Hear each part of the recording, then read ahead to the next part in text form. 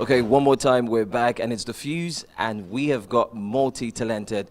I just don't know what acronym or how to actually put the list, because Joe is indeed big. It's good to have you, Joe. What's up, brother? Thank you. I'm all right. Thank you Good very to have much. you. Appreciate and, it. good enough, we both share the same name, Joe. But is yours You Joseph? No, just Joe.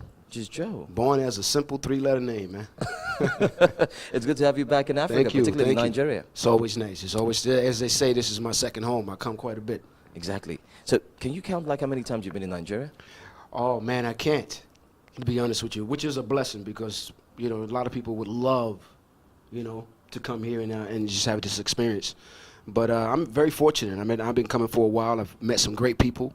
I love the country. I love the landscape. You know, I love the food, you know, and, you know, it's just a lot of fun to perform here as well with the energy that they you know, possess. So it's nice. Now, talking about the food, what food have you tried? Because you said I love the food. What food? Well, you know, it's pretty simple. It's pretty, I mean, they have a nice little array of food here, but you know, it's pretty simple. You know, just the fish, the way they do it, the way they prepare it. I don't know the names of it, of all of it, but I just know that I've never had fish as fresh as some of the fish here. You know. Wow, it's nice. It's pretty good. All right, now let's get down to business. Let's talk about your music. Now, Joe, singing for quite a long time, and then now you're getting there in terms of you're trying to go to the next level. Now, the question is, when are we expecting a brand new album from you? You know, very soon, very soon. I just released an album, Double Back, July 2nd in the U.S. And what I'm working on at this point, I'm working on a new record to be released maybe during the summer as well. You know, just a year later from the last album. It's pretty much done already. You know, I'm just waiting on certain particulars.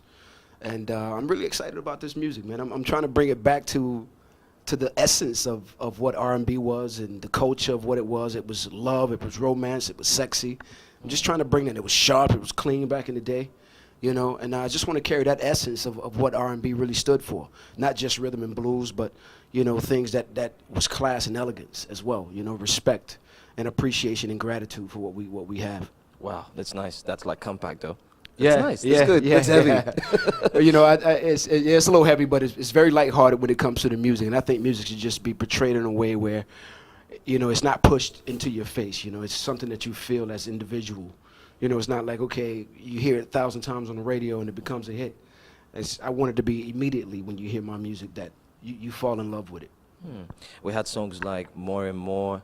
We had songs like Table for Two. Yeah. I mean, these were magnificent hits here in Nigeria. Are we going to have something super duper like that coming up from the forthcoming album? Well, I hope so, because, you know, at the same time, in that same breath, you know, who knew that those records was going to be as big as they were? You know, I can't predict the future. If I could, I would be a very, very wealthy man. But at the end of the day, I try to make the best music that comes across in the best way, you know, as far as feeling. I want people to feel the music that I give, as well as the performances as well, you know, on stage that I give. All right, down here in Nigeria, a lot of people have compared Joe to Tyrese. Because a lot of people say, oh, yeah, Joe, Tyrese, and so on. Is that the dark-skinned, bald head? Yeah. Is that the comparison? I don't know if it's the music, but I know maybe the look. I don't know. But we know Tyrese gets into movie at times, of course. That's my brother. Yeah. Joe, get into movies pretty soon. Oh, man, you know, that's an opportunity I would love. And I wouldn't shut the door, turn the lights out on that one. And but I think it's got to be the right opportunity for me. You know, and I have to prepare myself for it, and that's one thing about me. You know, I'm not going to do something half-assed. You know, I want to do it 100%. So if I did have the opportunity, you know, it's going to be something I really worked hard for. But when I sit down, I kind of like see you starring in a Tyler Perry movie because you do love, romance.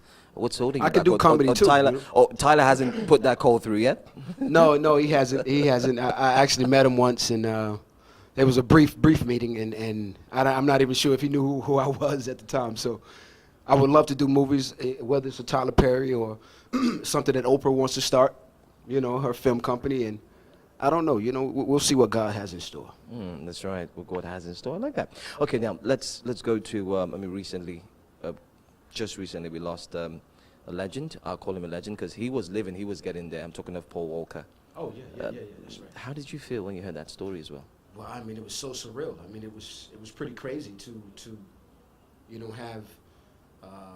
have seen his movies, which is him in a car driving fast, and it's one of those situations like, no way, it's just very shocking to hear that he lost his life in a car accident, and you never would have thought that in a million years, that it would be married to his whole success of his career. I mean, I only know him from the Fast and the Furious, sports cars, fast cars, and it's very sad. It's very sad to see that he's that's the way he had to go out, unfortunately. And I feel bad. I feel a lot of pain and hurt for his family to have to wake up and hear this news. And just a lot of prayers go out to his friends and his families that are watching. I pray that you can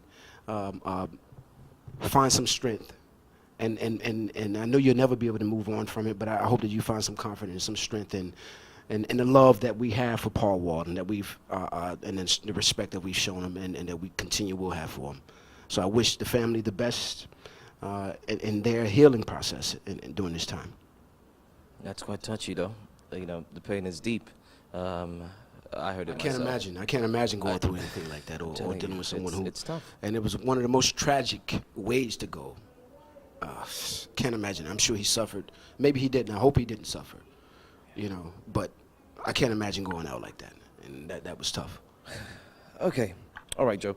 Now, let's talk about your dress sense. I mean, I can see the suits and all that. Oh, yeah. I love me some good suits, too. Yes, sir. And all yes, that, sir. and the GQ thing going on. So tell us, what are the 5 things you look for before you put on a dress? Because I know you took some time out, take the colors, match the colors. I mean, the wristwatches and all that, Yeah. the little blings and all that. Well, nowadays I'm becoming more simple in terms of not being gaudy, but just keeping it tasteful, And I think that's so important when it comes to me looking back on how they used to dress back in the 40s and 50s. Very elegant, very classy. The men were always dressed hard-bottom shoes, a nice suit and tie, a derby, a fedora. And it was always a nice look. When you look back at it now, it's like, wow, they were really incredible. That style was really nice. Trust me, I was a Timberland guy. I was hoodied up. I did those jersey days when I was young, Air Force Ones. Yeah, of course. I mean, I went through that phase, but as I become older and more mature, my wardrobe changes. I want to look like my age, so to speak. Not necessarily trying to look a certain age, look more mature, but it's a transition in life that we all must take and must become aware of. That the older you get, when you start dressing, when you continue to dress how you used to dress, the more ridiculous you look. With the hoods and baggy jeans, and I mean, it's okay to do it every now and then. But when you go overboard and just start getting cross colors and making it look super young. Yeah. I don't think that's the direction that mature people should be going into. I think you should certainly grow up with yourself, with your fashion as well.